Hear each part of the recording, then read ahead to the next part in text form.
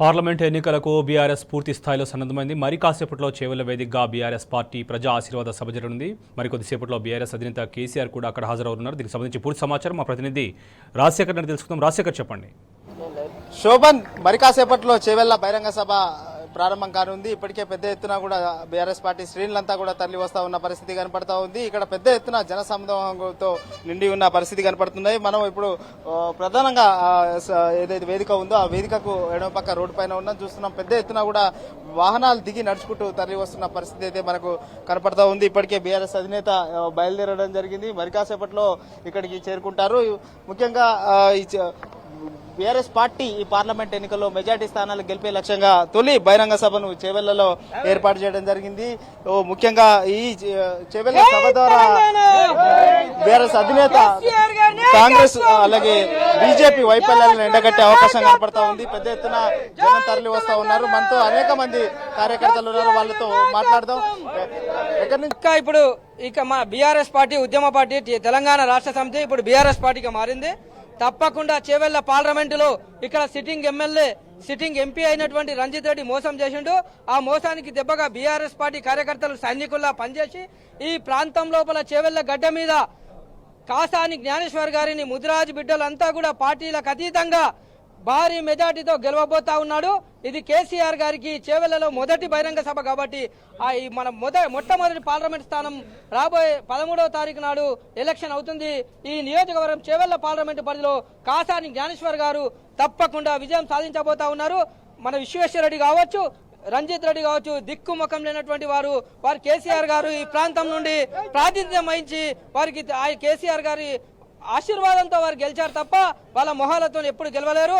Doctor గడ్డం రంజిత్ రెడ్డి ఆయన గుడ్లు అమ్ముకున్నట్టు ఆయన ఎక్కడో వరంగల్ ప్రాంతం పైన కేసీఆర్ గారు నిలబెట్టి కారు గుర్తుపై మేమంతా ఓట్లు వేసి గెలిపిస్తే మా పార్టీకి బీఆర్ఎస్ పార్టీకి కేసీఆర్ గారికి కేటీఆర్ గారికి మాకంతా మోసం చేసి వెళ్ళిపోయిండు. ఇప్పుడు కేసీఆర్ గారు పంపించినటువంటి జ్ఞానేశ్వర్ గారు తప్పకుండా భారీ మెజార్టీతో గెలిపిస్తామని కేసీఆర్ గారికి చేవెళ్ల నియోజకవర్గ ప్రజల పక్షాన పార్లమెంటు పక్షాన 7 నియోజకవర్గాలలో బంపర్ మెజార్టీతో గెలవబోతున్నాడు కాసాని జ్ఞానేశ్వర్ గారు. బీఆర్ఎస్ అధినేత కేసీఆర్ గారి ప్రసంగాన్ని ఎట్లాంటి ఆసక్తి చూపుతున్నారు వినడానికి? తెలంగాణ ప్రాంతం లోపల మాయమాటలకు మోసపోయిన గత అసెంబ్లీ ఎన్నికల్లో 420 హామీలు బిడ్డ రేవంత్ రెడ్డి నీకు ఒకటే చెప్తా ఉన్నాం, నువ్వు ఇచ్చిన హామీలు అమలు చేయట్లేదు. మొత్తం కూడా మహిళలకు 2500 ఇస్తా అన్నావు.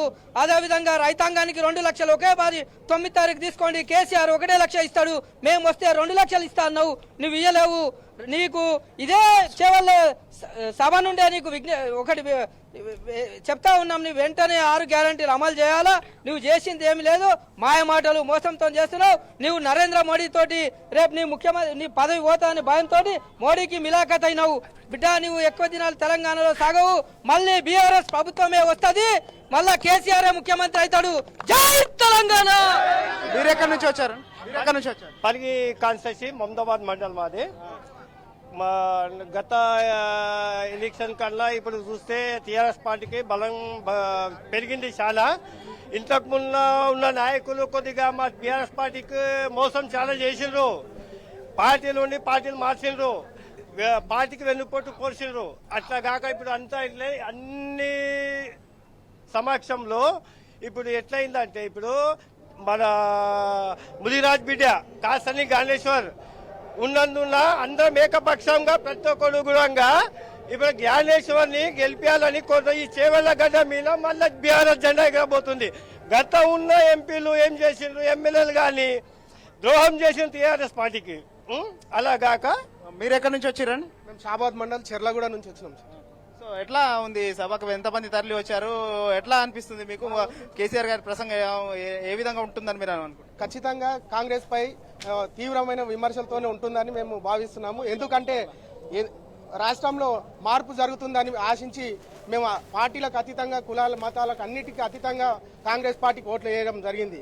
అధికారంలోకి వచ్చిన కాంగ్రెస్ పార్టీ మార్పు అంటే కాంగ్రెస్ గవర్నమెంట్లో కరెంటు లేదు, వ్యవసాయానికి సంబంధించిన రైతులకు రుణమాఫీ లేదు, తర్వాత రైతు బీమా రైతు బంధు ఏవి కూడా సరిగ్గా అమలు కావడం లేదు. కాబట్టి ఖచ్చితంగా ఈరోజు వాటన్నిటి మీద కేసీఆర్ గారు తనదైన శైలిలో తీవ్రంగా విమర్శిస్తూ కాంగ్రెస్ పార్టీని చాలా వాళ్ళు చేసిన తప్పులు మోసాలను వెలువెత్తి చూపిస్తారని చెప్పి ఆశిస్తున్నాం. సో మామూలుగా మీరు ఊర్లలో ఇప్పుడు ఎట్లా ఉంది పరిస్థితి? ఏమనుకుంటున్నారు మీ తోటి రైతులు కావచ్చు, మీ ఇంటి చుట్టుపక్కల ఏమనుకుంటారు? ఖచ్చితంగా మోసపోయినామని చెప్పి మాత్రం ఖచ్చితంగా అర్థమైపోయింది ఇప్పటికే. ఒక్క ఎలక్షన్, అది అసెంబ్లీ ఎలక్షన్ లోనే మార్పు అని కోరుకున్నాం తప్ప ఇలాంటి మార్పు జరుగుతుందని మాత్రం ఎక్కడ కూడా ఎవరు ఊహించలేరు. కాబట్టి ఇలాంటి మార్పు కోరుకోలేదు మేము. ఎందుకంటే మీరు ఎక్కడి నుంచి వచ్చారు? మా సేమ్ అనేది చెల్లగూడెం. ఎట్లా ఉంది ఇప్పుడు? చాలా పొరపాటు చేసామని అనుకుంటున్నారు అందరు జనాలు. సో ఇది పరిస్థితి. పెద్ద ఎత్తున జనం అయితే తరలి వస్తా ఉన్నారు. ఈ రోడ్ల ఈ ఏరియా అంతా కూడా పూర్తిగా జనసంద్రంతో నిండిపోతున్న పరిస్థితి ఉంది. వాహనాలన్నీ దిగి సభా ప్రాంగణానికి చేరుకుంటున్నారు. మరి కాసేపట్లో బీఆర్ఎస్ పార్టీ అధినేత కేసీఆర్ గారు రానున్నారు. ఈ నేపథ్యంలో వీళ్ళంతా కూడా చాలా ఆసక్తిగా ఎదురు చూస్తున్న పరిస్థితి కనపడతా ఉంది. గత 4 నెలలుగా వాళ్ళందరూ కూడా కాంగ్రెస్ ప్రభుత్వం హామీలు ఇచ్చి తమను మోసం చేసింది. ఆ మోసాన్ని మరోసారి బీఆర్ఎస్ అధినేత ఎండగట్టబోతా ఉన్నారు. తామంతా వినబోతా ఉన్నామని కూడా వీళ్ళంతా కూడా చెప్తున్న పరిస్థితి అయితే మనకి ఇక్కడ కనపడతా ఉంది. శోభన్.